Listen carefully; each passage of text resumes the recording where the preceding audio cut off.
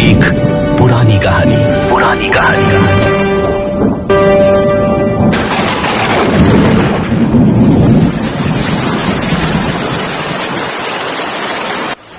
अब सुनिए एक पुरानी कहानी में।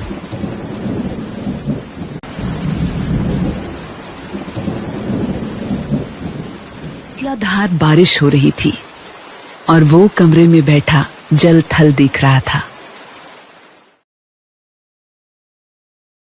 बाहर बहुत बड़ा लॉन था जिसमें 2 दरख्त थे। उनके सब्ज पत्ते बारिश में नहा रहे थे। उसको ऐसा महसूस हुआ कि वो पानी की इस बारिश से खुश होकर नाच रहे हैं।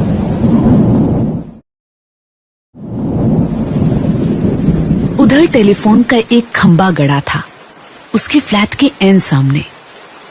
वो भी खुश नजर आता था, हालांकि उसकी खुशी की कोई वजह मालूम नहीं होती थी। उस बेजान चीज को भला क्या खुशी हो सकती है। लेकिन तनवीर ने, जो बहुत गमगीन था, यही महसूस किया कि उसके आसपास जो भी चीज है खुशी में नाच गा रही है। सावन गुजर चुका था मगर बारिश नहीं हुई थी। लोगों ने मस्जिदों में इकट्ठे होकर दुआएं मांगी मगर कोई नतीजा नहीं निकला। बादल आते जाते रहे मगर उनके थनों से एक कतरा भी न टपका। आखिर एक दिन काले काले बादल आसमान पर घिर आए और छाजों पानी बरसने लगा। तनवीर को बादलों और बारिश से कोई दिलचस्पी नहीं थी। उसकी जिंदगी चटियल मैदान बन चुकी थी जिसके मुंह में पानी का एक कतरा भी किसी ने न टपकाया हो। 2 साल पहले उसने एक लड़की से, जिसका नाम सुरैया था, मोहब्बत शुरू की थी मगर वो एक तरफा मोहब्बत थी। सुरैया ने उसे ध्यान देने लायक ही न समझा। सावन के दिन थे, बारिश हो रही थी। वो अपनी कोठी से बाहर निकला, लंगोट पहनकर नहाया और बारिश के मजे लिए। आम बाल्टी में पड़े थे।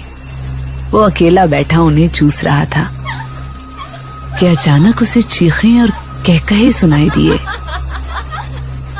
उसने देखा कि साथ वाली कोठी के लॉन में 2 लड़कियां बारिश में नहा रही हैं और खुशी में शोर मचा रही हैं।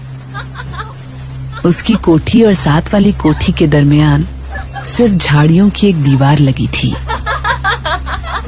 तनवीर उठा, आम का रस चूसते हुए वो बाड़े के पास गया और गौर से उन दोनों लड़कियों को देखा।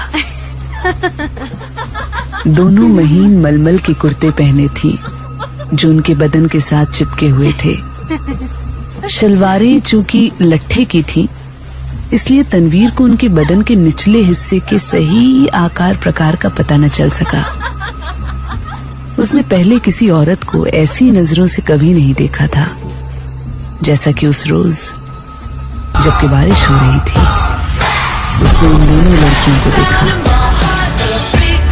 देर तक वो उनको देखता रहा जो बारिश में भीग भीग कर खुशी की आवाजें बुलंद कर रही थीं।